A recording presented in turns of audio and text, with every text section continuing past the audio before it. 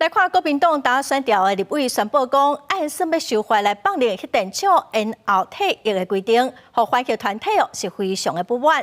全国废核行动平台早起就开记者会，批评讲这是政治的操作，无应该透过修法造成危险的旧核电厂会当继续营运。 环保团体串联表态，要反对老旧的核电厂延长棒。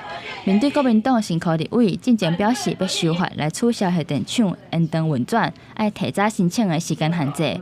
环保团体认为安尼做根本就是违反专业伦理。国民党立委一刚上任就要违反专业伦理来草率修法。我们要讲核电延役的最大障碍不是这个法律规范，而是机组老旧是否堪用，耐震系数是否足够。 环团以核三组例指出，到今拢还未完成恒春断层的地质调查。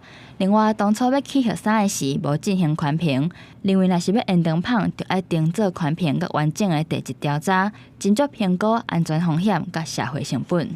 整个过程到底需要多少时间，需要多少经费，不是国民党立委在旁边喊一喊，其实就可以达成的事情吼。面对在野党有民意基础，会当以过半席次来推动修法。